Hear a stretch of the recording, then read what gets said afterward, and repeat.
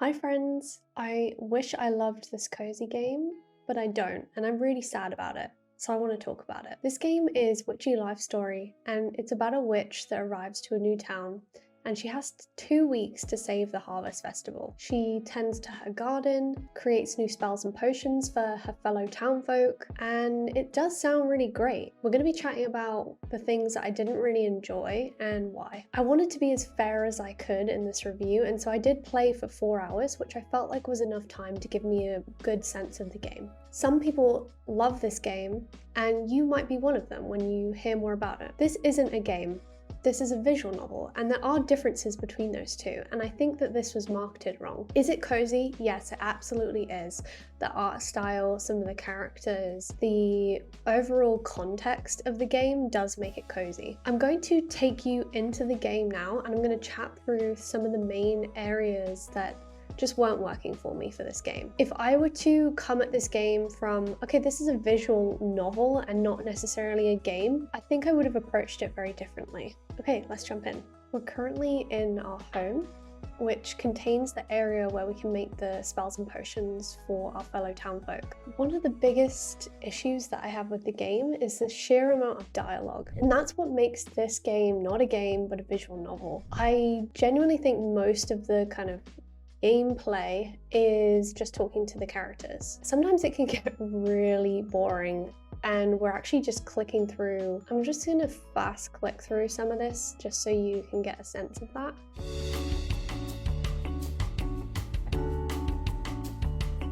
Okay, we're still going. One thing that happens quite a lot is actually our character speaking, well, not speaking, but just having the dots show up on the screen. This actually happens a lot more than you would think, and it's just very odd. I've never seen this in kind of any type of dialogue. It happened again there. We're still not done. I mean, and this is actually an interaction that I wasn't even meant to have today. I needed to deliver a potion to another person in town. I'm gonna try and go as fast as I can just to click through.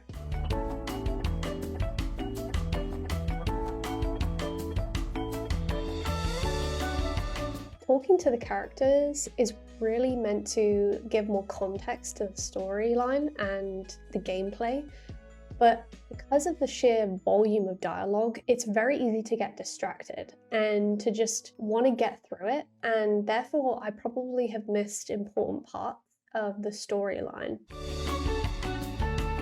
Okay, we made it through that dialogue piece, but again, I wasn't reading any of it and I was just clicking through so fast, and it would have probably taken me potentially, five minutes at least to read through.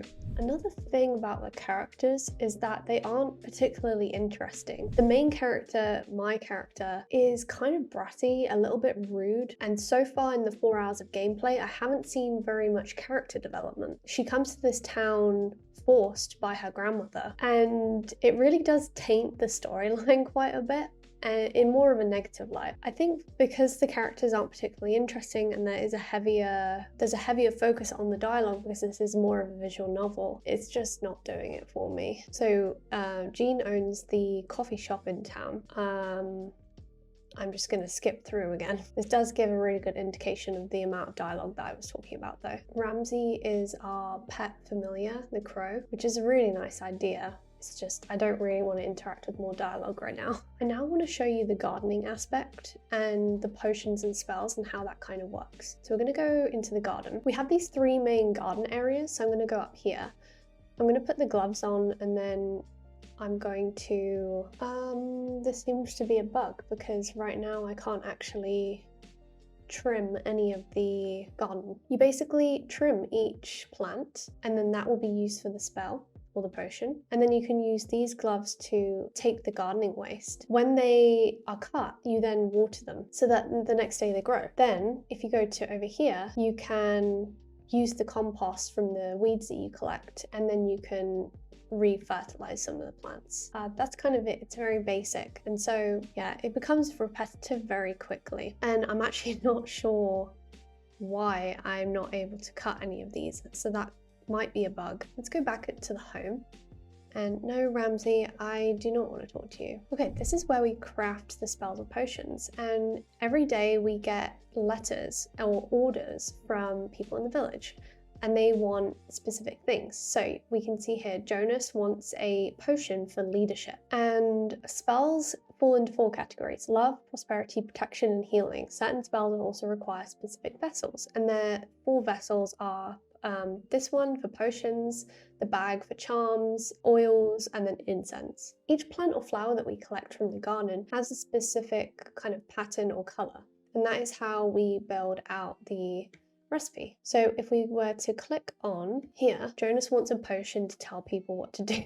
So we can see here the order. Let's see the recipes. The leadership potion is one of these, and one of these. So I just click the ones that I want, and then I click the pot in the middle. It should now create what we need for Jonas, and then we can go deliver to him in the village. So I finished, and I've crafted the leadership potion, and that's about it.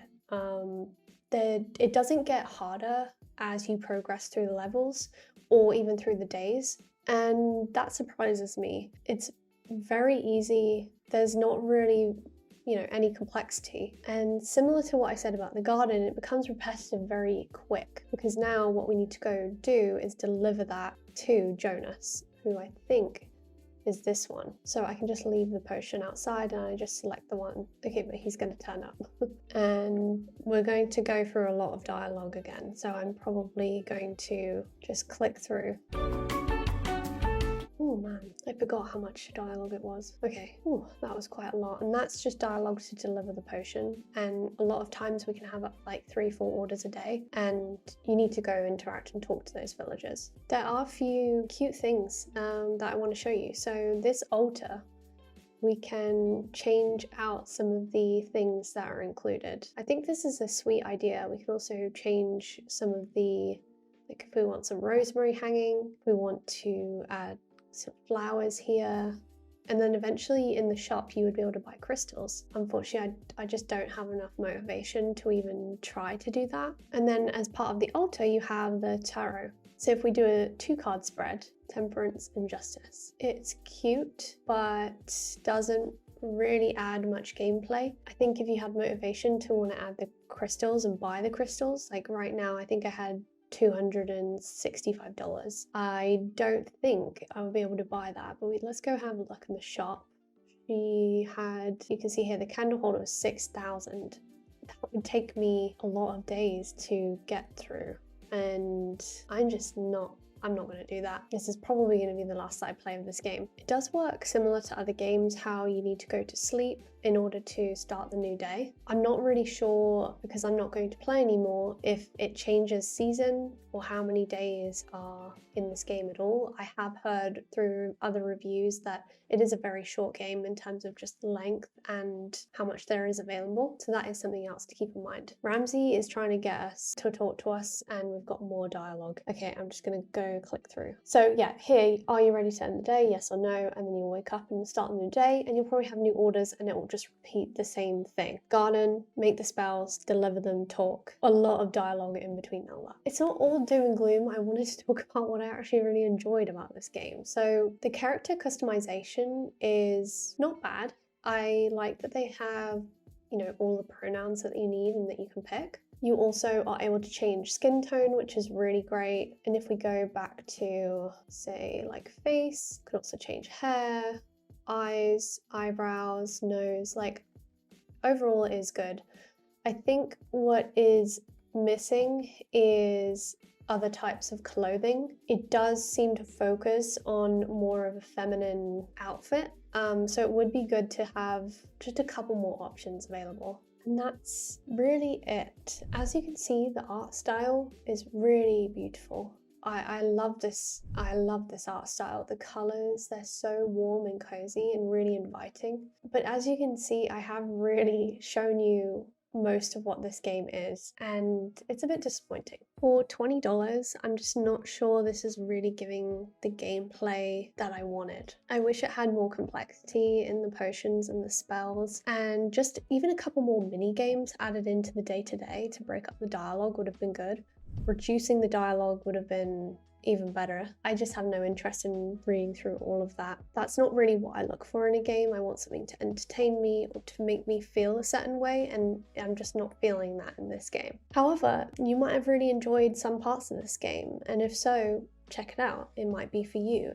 Not every game is going to be for everybody, but I hope you enjoyed today's review, and if you played this game, what did you think? Let me know in the comments below.